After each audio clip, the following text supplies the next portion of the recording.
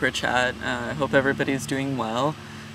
So this week's topic is actually pulled from the Philly Trans Health Conference, and I guess the gist of it is expressing femininity within FTM spaces, or expressing masculinity within M to F spaces. And I actually did attend the conference, and I have my little name badge, and I also found my little program here, so I'm going to read a part of the description just to give everyone a better idea of what it was all about. And so the title of the workshop was Celebrating Femininity Within the Transmasculine Community. Often very well-intentioned people promote a trans narrative that does not ring true to all trans folks. For transmasculine identified people, the medical and mental health fields, and even some trans-specific spaces, assume that the only way to be trans enough is to have identified as male since an early age and reject the femininity that may be within us. While this model is absolutely true to the experience of some people, others find it silencing to part of their identities. And so we wanted to kind of expand upon that topic and talk about what defines a masculine or feminine or gender neutral space as well. So let me get my notebook here.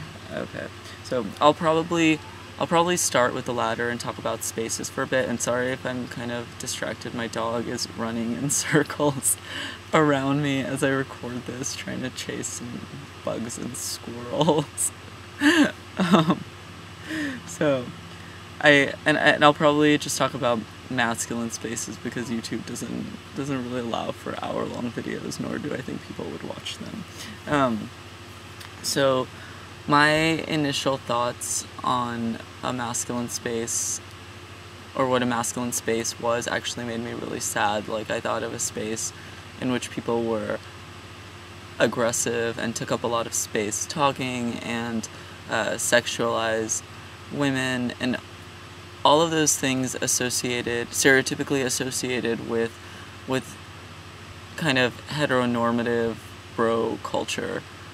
So that thought made me really sad. And I was thinking about,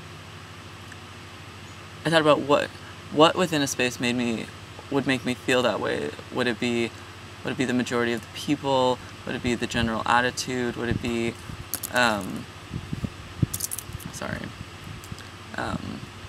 where was I? Amount of people, general attitude, would it be the physical environment, and all of those things. So I wanted to talk about some experiences or provide some examples from my kind of day-to-day life. And one of them is that I started school this week, and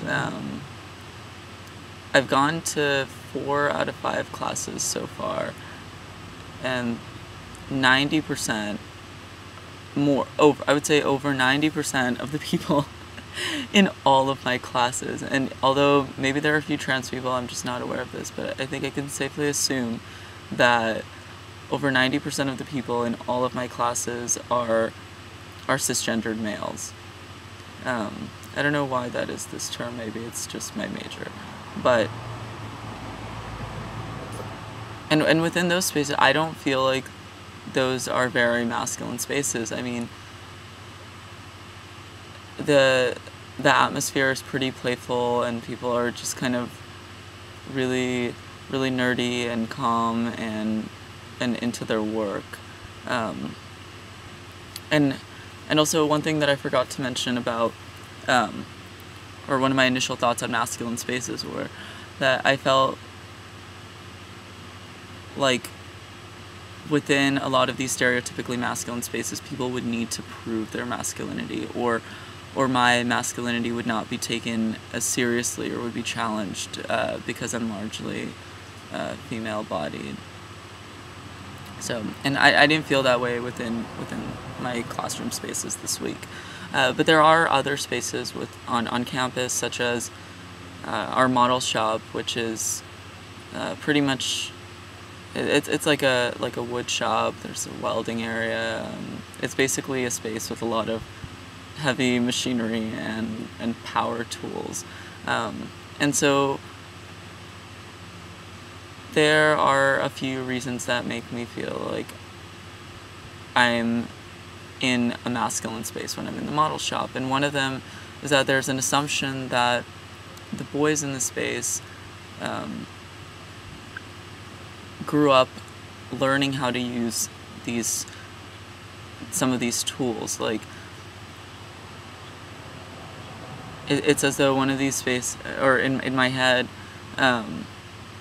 it's one of those spaces where where boys learn to be men. And I've heard people say incredibly fucked up things about the girls not being able to use some of the machines, even though in reality all kinds of people do all kinds of stupid shit on the machines and lose fingers and all kinds of gross stuff. So let's see, that's and also there's an all-male staff.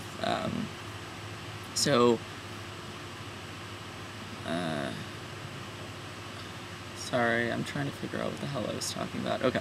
And so I think that the physical layout of the space can also reinforce or invite a particular behaviors or general attitudes. So that would include I guess those would be all of the things that would make me walk into a space and say, okay, I get it. Like, what kind of activities the space is designed for, what's on the walls, what kind of music is playing, is it an intimate space, is it an open space, and so on. And so, how does this all translate to trans masculine spaces? And I kind of wanted to get back to the idea that I read in the program from the conference about a dominant F to M narrative, and that I wasn't exposed in the beginning to many F to M people who were really feminine, and also, and I think if I was, I probably would have realized that I was trans a lot sooner. I also think I would have realized that I was trans a lot sooner if I wasn't conditioned from childhood to believe that I had to in any way enjoy these stereotypically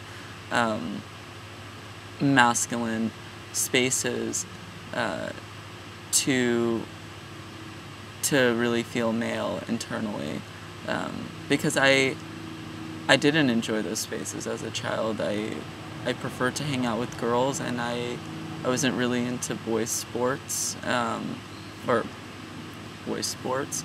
I mostly just did gymnastics and